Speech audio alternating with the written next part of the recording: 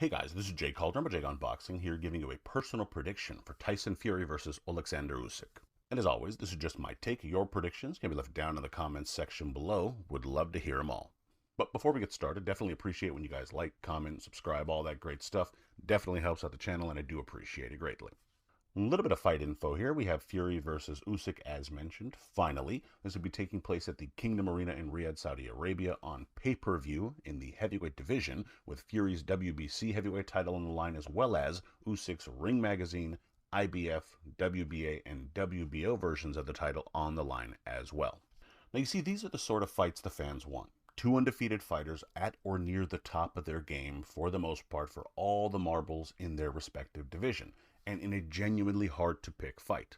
Sure, the major supporters for either guy will back their dude no matter what, but if you're being fair, this is a tricky one to predict.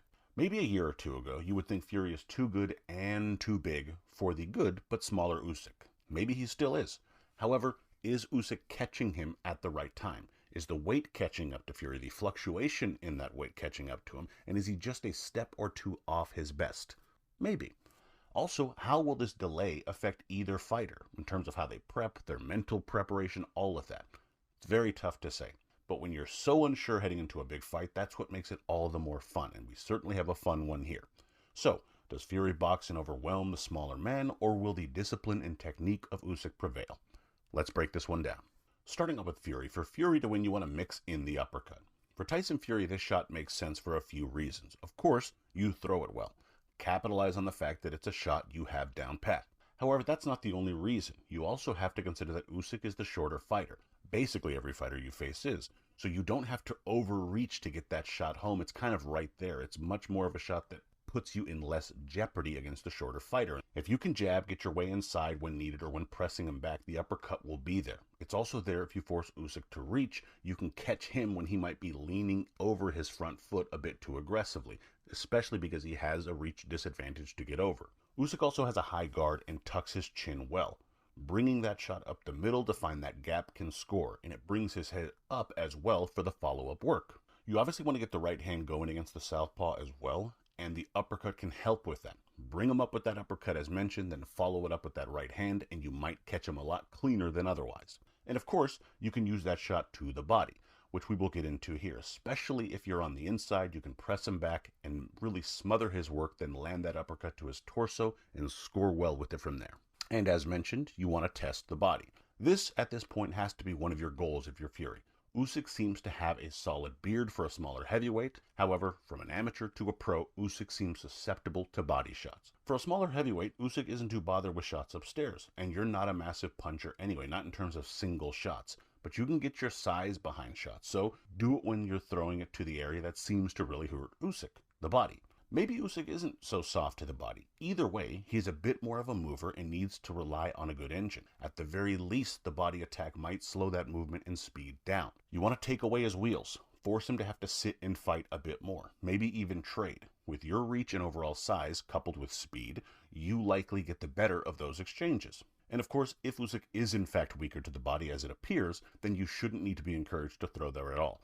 It should be done early and often to give you the best chance of closing out strong. As the rounds wear on and you put those shots to the body in the bank, even if he isn't dropped, Usyk will feel that work and will slow down. And that's when you can really put your foot on the gas. I would also say put your work together. In a perfect fight, you might be able to beat Usyk with just a long jab and movement. It might be that simple for you. However, it might not be. Usyk is a tricky enough fighter that can steal those kind of slower rounds and make himself look the better fighter with movement alone. So why keep it close? Does this mean you have to bum rush Usyk the same way you might have done a Deontay Wilder? No, but I do think you want to have busier stretches where you put forth work with more bad intentions and puts Usyk in compromising positions. And that work can and should start with a long, stiff jab. You have the reach and the skill jab. You need to get that going. It has to be used to control Usyk and dictate terms. If he can't get inside to get his work done, then no matter how good he is, none of it matters. Jab once, double it up, just get Usyk touched up and backing away a bit. Once you've lined him up, you can then start letting your hands go a bit more with those longer shots that will get home. And while you've slimmed down for this contest, you need to use that size overall that you still have. That means leaning on him. Once you've jammed him up and kind of pushed him back, got some shots in, then you can follow that up by just putting your size on him. Then you get that break, reset, start it all over again. So make sure you use that uppercut, including to the body, and get those combinations going as the fight progresses to control the action and have your best chance. Now switching over to Usyk. For Usyk to win, you want to set up the left hand. Fury hasn't faced a lefty since Otto Wallin. While Fury got the job done in that fight, he did have moments of struggle with the stance. His accuracy wasn't there, and the left hand of Wallin got home. In some ways, you want to replicate that if you're Usyk. You want to use those subtle movements and differences in stance to set that left hand up. Give him looks he isn't totally used to. That will heavily rely on your ability to get to your right and on the outside of his lead foot. As is often the case with opposing stances, the lead foot battle will be key for either man. If you win that war, this takes away his straight line for that right and lines up that left of yours in the process. The better your positioning, the easier you make that shot getting home, so this is obviously what your intention should be. Of course, using that jab will always be a key for both men, as mentioned. They're jabbers, they're boxers, boxer punchers, if you will. They need them, so that should definitely not be ignored in helping with set up that left hand. However, as the short man, you just have to throw that jab from the right angles and at the right times. Once it connects and the left hand becomes much more available to you, then you can start letting some more of your offense go. I would also say make the big man move. Fury has been mostly fighting in the high 200s in his last fights. For this fight, he seems intent on coming in leaner. However, that doesn't mean his stamina will bounce right back. That's not always possible in a single fight camp. He might be around 240, 250 or so against you, but he's been fighting as a big man, averaging 272 pounds in his last 5 fights. You need to see if his stamina is where it needs to be against you. Your dynamic movement and making Fury chase will be key to making him feel that weight, or the weight he had to lose. If he's able to track you down and fight his pace, his size plays too much into his advantage, and you have to reverse that.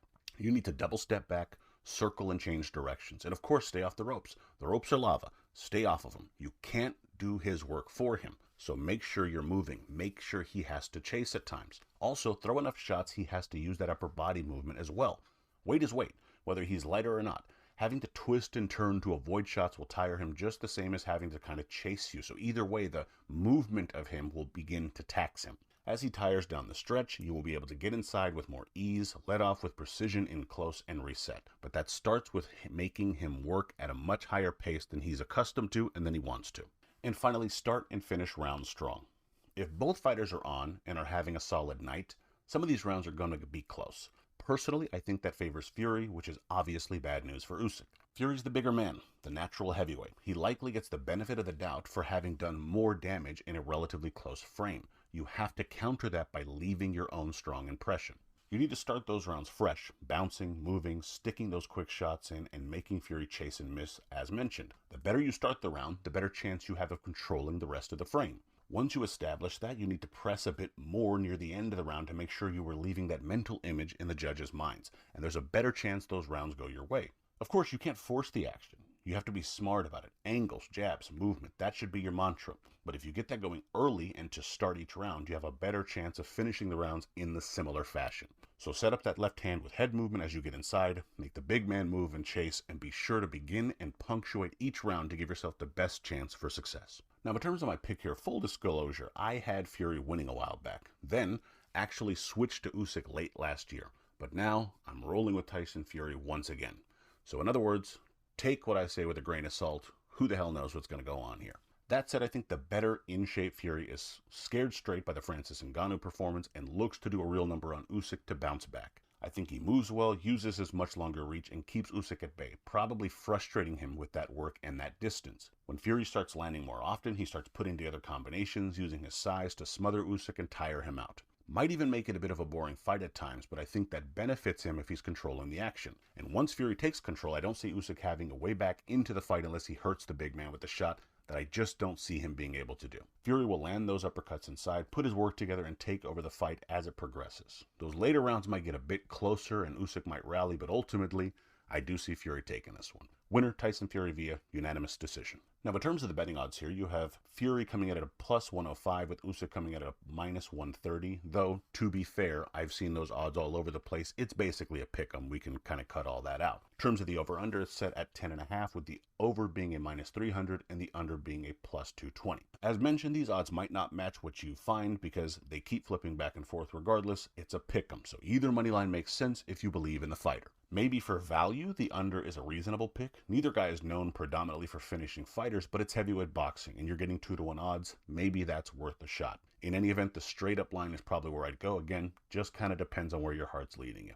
In any event, those are your odds. And my prediction record as of this recording is 26-9 with 13 exact, but let me know your thoughts, your bets, your picks, all that good stuff down in the comments. And of course, please be sure to like, comment, share, subscribe, follow, and check out all the social media here. And be sure to visit JAYONBOXING.com for schedule, results, betting odds, grades, rankings, and more. And as always, until next time.